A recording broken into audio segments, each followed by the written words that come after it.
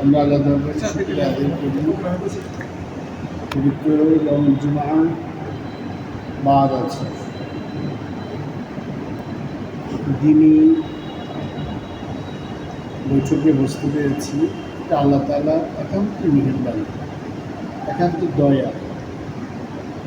আল্লাহ তাআলার দরবারের জন্য আমরা কালিমাতে শুকর আদায় করি। আলহামদুলিল্লাহ, আলহামদুলিল্লাহ।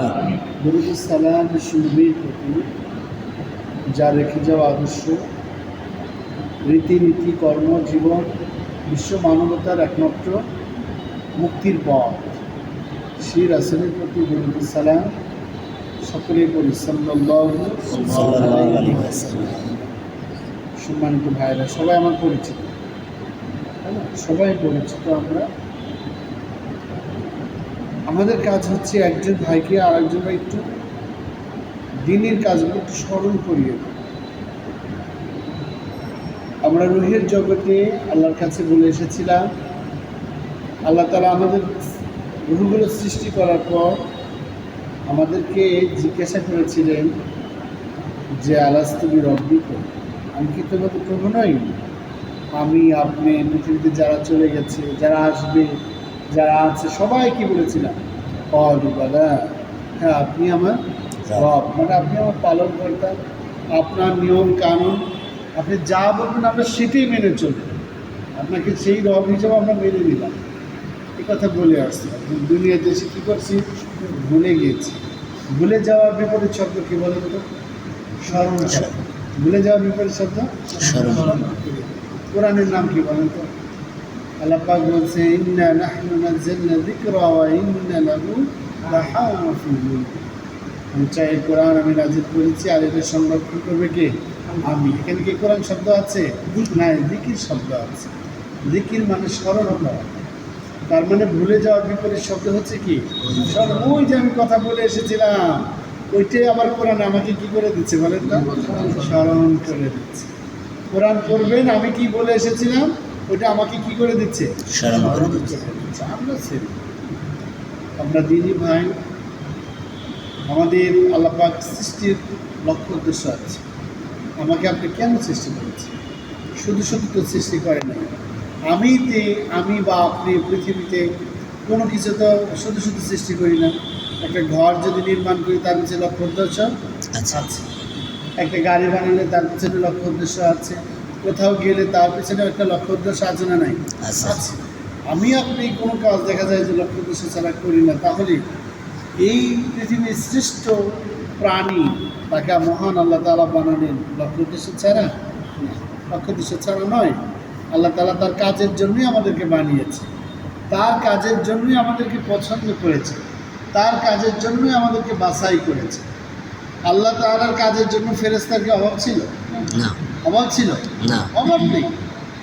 অসংখ্য ফেরেশতা আল্লাহ পাক, তার সংখ্যা পৃথিবীর কেউ জানে না আল্লাহ তাআলা ছাড়া। কথা বুঝতে পারছেন? তাসবিহ তাহলিল করা, নামাজ পড়া, আপনার এই রুকু করা, সিজদা করা, এগুলো ফেরেশতার যথেষ্ট ছিল। কিন্তু আল্লাহ তাআলা আমাদেরকে কেন তার কাজের জন্য নিযুক্ত করলেন? আল্লাহ তাআলা বলছেন, ওয়া খালাকাতুল জিন্না ওয়াল ইনসানা ইল্লা লিয়াবুদুন। আমি মানুষকে একমাত্র আমার জন্যই বানিয়েছি, অর্থাৎ আল্লাহ তার কাজের জন্য আমাকে বানিয়েছে। আল্লাহর কাজের জন্য কাকে বানিয়েছেন? মানুষকে বানিয়েছে। তাহলে মানুষের কাজটা কি? মানুষের কাজটা আল্লাহ তাআলা ফেরেশতাদেরকে বললেন, ওয়াইদ ক্বালা রাব্বুকা লিল মালাইকাতি ইন্নী জাঈলুন ফিল আরদি খলিফা। ও ফেরেশতারা, স্মরণ করো সেই সময়ের কথা যখন আল্লাহ তাআলা ফেরেশতাদেরকে বলেছিলেন যে পৃথিবীতে আমি কী প্রেরণ করবো? ফেরেশতাদের এই খলিফা প্রেরণ করব। তার মানে আল্লাহ আমাদেরকে কী হিসাবে প্রেরণ করেছেন? প্রতিনিধি। খলিফা হিসাবে, প্রতিনিধি হিসাবে। প্রতিনিধির কাজটা কি? প্রতিনিধির কাজটা কি? আপনারা দেখতে পাবেন রাস্তাঘাটে বিভিন্ন ফার্মেসিতে দাঁড়া থাকতে দেখবেন ওষুধ কোম্পানির রিপ্রেজেন্টেটিভ আসে না? আসে কি না? আসে। তার কাজটা কি? সে যে কোম্পানির চাকরি করে সেই কোম্পানির প্রোডাক্ট সে কী করে? গুণগান করা। সেই প্রোডাক্ট কীভাবে এস্টাবলিশ করবে, সেই প্রোডাক্ট কীভাবে মার্কেটে চালাবে, সেই প্রোডাক্ট কীভাবে খাওয়াবে, এই চিন্তা তার সারাক্ষণ। নাকি অন্য কোনো চিন্তা আছে? না। তাহলে রিপ্রেজেন্টেটিভের কাজ হচ্ছে আমি যা রিপ্রেজেন্টেটিভ তার কাজ আমি বাস্তবায়ন করব। অর্থাৎ মহান আল্লাহ তাআলা আমাকে যে দায়িত্ব দিয়েছে ওই দায়িত্বটা পালন করা আমার ডিউটি।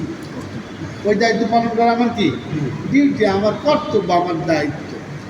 আল্লাহ কি দিয়ে দায়িত্ব দেওয়া হয়েছে? খলিফা। খলিফা তাহলে কি? আল্লাহর বিধানগুলো নিজে মানতে হবে, অন্যকে মানার জন্য কি করতে হবে? আমাকে প্রচেষ্টা চালাতে হবে। অন্যকে মানানোর জন্য কি করতে হবে?